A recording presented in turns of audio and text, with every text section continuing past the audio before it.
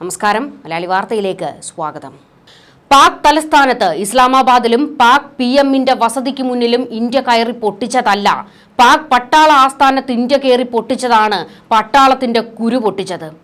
ഇതോടെ സേനയിൽ തന്നെ കൂട്ടയടി തുടങ്ങി. അസിം മുനീറിനെ പദവിയിൽ നിന്ന് പുറത്താക്കണം, കസ്റ്റഡിയിലെടുക്കണം, അയാൾക്ക് നേരെ യുദ്ധ കുറ്റം ചുമത്തണം എന്ന ആവശ്യം ഉയർന്നു. കാരണം ഇന്ത്യയോട് കൈവിട്ട കളി തുടങ്ങിവെച്ചത് അസിം മുനീറാണ്. ഇന്ത്യ തിരിച്ചാക്രമിച്ചാൽ പിടിച്ചു നിൽക്കാൻ പോലുമുള്ള മുൻകരുതൽ എടുക്കാതെ ഓവർ കോൺഫിഡൻസിലായിരുന്നു അസിം മുനീർ. പാകിസ്ഥാനെ പ്രതിസന്ധിയിലേക്ക് തള്ളിവിട്ട പട്ടാള മേധാവിക്ക് നേരെ കൊലവിളി പട്ടാളം തന്നെ ഉയർത്തി. അങ്ങനെ പാക് പട്ടാളത്തിൽ തന്നെ അട്ടിമറി നടന്നു. അസിം മുനീറിനെ കസ്റ്റഡിയിലാക്കി സാഹിർ ഷംഷാദ് മിർസ പട്ടാള മേധാവി കസേരയിലേക്ക്. ഇന്ത്യക്ക് വേണ്ടത് 2 പേരെയാണ്. ഒന്ന് അസിം മുനീർ, രണ്ടാമത്തേത് മസൂദ് അസർ. പാക്കിന്റെ മുക്കും മൂലയും തിരയുകയാണ് ഇന്ത്യൻ സേന ഇവർക്കായി. ഇന്ത്യക്കെതിരെ തീവ്രവാദികളെ ഇറക്കി ചൊറ തുടങ്ങിവെച്ചത് പാക് പട്ടാളമായിരുന്നു. പഹൽഗാമിൽ അവർ കൈവിട്ട കളി കളിച്ചു. അതും അസിം മുനീറിന്റെ വാക്കും കേട്ട് തീക്കളിക്കിറങ്ങി. ഇന്ത്യ പാക്കിന്റെ അതിർത്തി കടന്ന ആക്രമണം തുടങ്ങിവെച്ചത് രാത്രി 8:30 മുതലാണ്. പിന്നീട് 9 മണിയോടെ പാക് പ്രധാനമന്ത്രി ഷഹബാസ് ഷെരീഫ് സുരക്ഷിത താവളത്തിലേക്ക് മാറി. അതായത് ജീവനും കൊണ്ട് ഓടിയെന്ന്.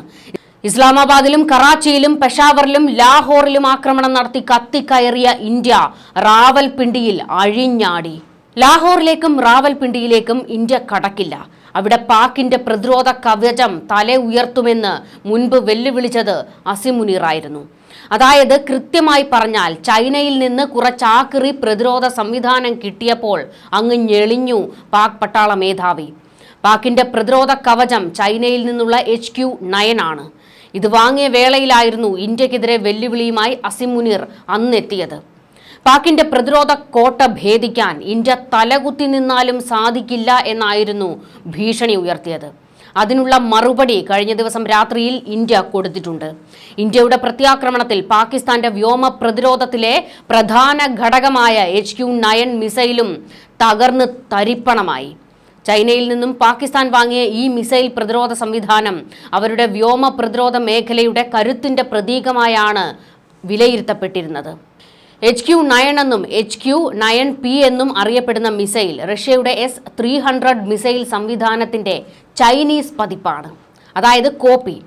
റഷ്യയുടെ S-300 മിസൈൽ പ്രതിരോധ സംവിധാനത്തിനെ കോപ്പി അടിച്ച് ചൈന വികസിപ്പിച്ചതാണ് HQ-9 എന്ന് ഒരു വേളയിലും ഒരിടത്തും പാകിസ്ഥാൻ പറയാൻ തയ്യാറായിട്ടില്ല.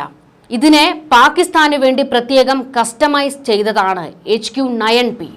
ഇന്ത്യയുടെ ആക്രമണത്തിൽ HQ-9P സംവിധാനം തകർന്നതോടെ ഇന്ത്യൻ വ്യോമാക്രമണം പ്രതിരോധിക്കാനുള്ള പാകിസ്ഥാന്റെ ശേഷി അടപടലം കുറഞ്ഞു. ഇന്ത്യൻ പ്രത്യാക്രമണം പാകിസ്ഥാന്റെ വ്യോമ പ്രതിരോധത്തിൽ വിള്ളലുകൾ ഉണ്ടാക്കുകയും ചെയ്തു. ഇതോടുകൂടി പാകിസ്ഥാൻ ഞെട്ടി. ഇവിടെയും ഞങ്ങൾ ചതിക്കപ്പെട്ടു, ചൈന ഞങ്ങളെ ചതിച്ചു എന്ന് പാകിസ്ഥാന് ബോധ്യപ്പെട്ട നിമിഷമായിരുന്നു അത്. 2021 China HQ-9P surface to air missile സംവിധാനം പാകിസ്ഥാന് കൈമാറിയത്. 2021 പാകിസ്ഥാൻ ദിന പരേഡിൽ മിസൈൽ പൊതുജനങ്ങൾക്ക് മുന്നിൽ പ്രദർശിപ്പിച്ചു.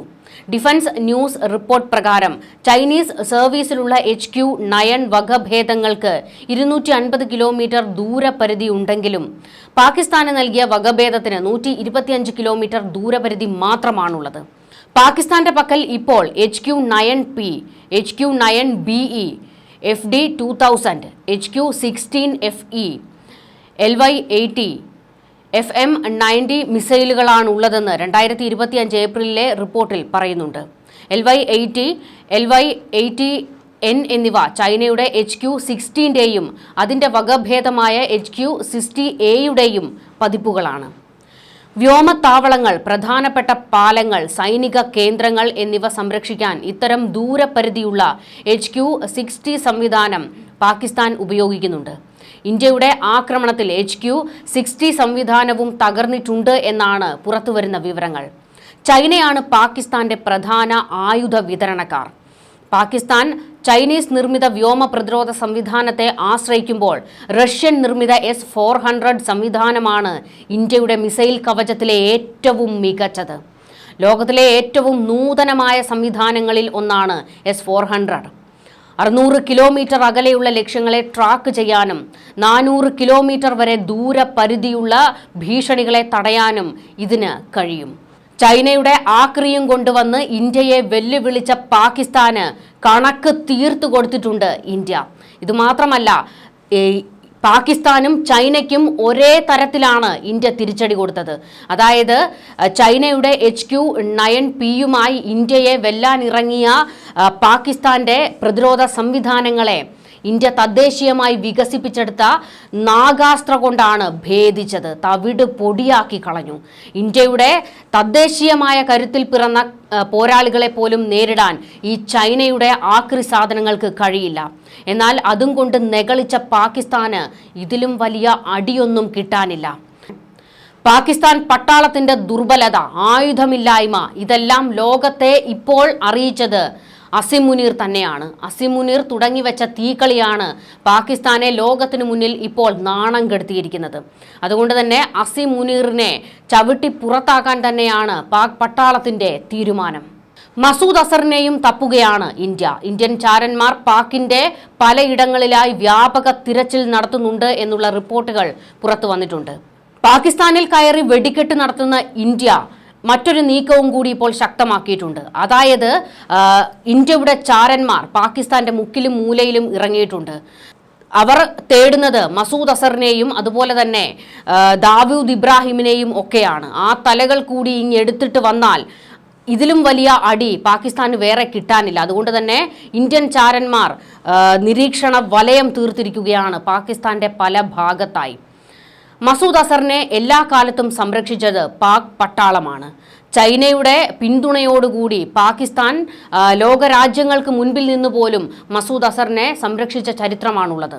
മസൂദിനെ ഐക്യരാഷ്ട്ര സംഘടനയുടെ ഭീകര പട്ടികയിൽ ഉൾപ്പെടുത്താൻ കഴിഞ്ഞ 10 വർഷത്തിനിടെ ഇന്ത്യ UN രക്ഷാസമിതിയിൽ കൊണ്ടുവന്ന 3 പ്രമേയങ്ങളും ചൈന തടഞ്ഞിരുന്നു. ഇതിനിടെ പലവട്ടം UK-യും ചില വടക്കൻ ആഫ്രിക്കൻ രാജ്യങ്ങളും മസൂദ് അസർ സന്ദർശിച്ചിരുന്നു. മസൂദ് ബ്രിട്ടനിൽ നിന്ന് റിക്രൂട്ട് ചെയ്ത ഭീകരരിൽ ഒരാളാണ് ഉമർ ഷെയ്ഖ്. ഇന്ത്യയിൽ അറസ്റ്റിലായ ഇയാളെ കാണ്ഡഹാർ വിമാന റാഞ്ചൽ വേളയിൽ മസൂദിനൊപ്പം മോചിപ്പിക്കേണ്ടി വന്നിരുന്നു. US മാധ്യമ പ്രവർത്തകൻ ഡാനിയേൽ പേളിനെ ലാഹോറിൽ നിന്ന് തട്ടിക്കൊണ്ടുപോയി തലവെട്ടിക്കൊന്നത് ഷെയ്ഖ് ആയിരുന്നു. പാകിസ്ഥാൻ ചാര സംഘടനയായ ISIയുടെ മാനസപുത്രനാണ് മസൂദ് അസർ. 2 ദശകത്തിനിടെ കശ്മീരിൽ നടന്ന ഒട്ടേറെ ഭീകരാക്രമണങ്ങൾക്ക് പിന്നിൽ ജെയ്ഷെയുടെ കരങ്ങളുണ്ട്. 2001 മുതൽ ജെയ്ഷെ മുഹമ്മദ് UN ഭീകര പട്ടികയിലുണ്ടെങ്കിലും മസൂദ് അസറിനെ കരിമ്പട്ടികയിൽ ഉൾപ്പെടുത്താനുള്ള ഇന്ത്യയുടെ നീക്കം ഇതുവരെ വിജയിച്ചിട്ടില്ല. ഇതിനിടെ പാക് സർക്കാർ മസൂദ് അസറിനെ അറസ്റ്റ് ചെയ്യുകയും സംഘടനയെ നിരോധിക്കുകയും ചെയ്തിരുന്നു. എന്നാൽ ലാഹോർ ഹൈക്കോടതി കുറ്റവിമുക്തനാക്കിയതിനെ തുടർന്ന് 1 വർഷത്തിന് ശേഷം അസർ മോചിതനായി. ജയിലിൽ അടച്ച ഘട്ടത്തിൽ പോലും അസറിന് വേണ്ടി എല്ലാ സഹായങ്ങളും ചെയ്തു കൊടുത്തു. ലോകത്തിന്റെ കണ്ണുവെട്ടിക്കുന്നതിന് വേണ്ടി മാത്രമായിരുന്നു മസൂദ് അസറിനെ പാകിസ്ഥാൻ അറസ്റ്റ് ചെയ്തത്.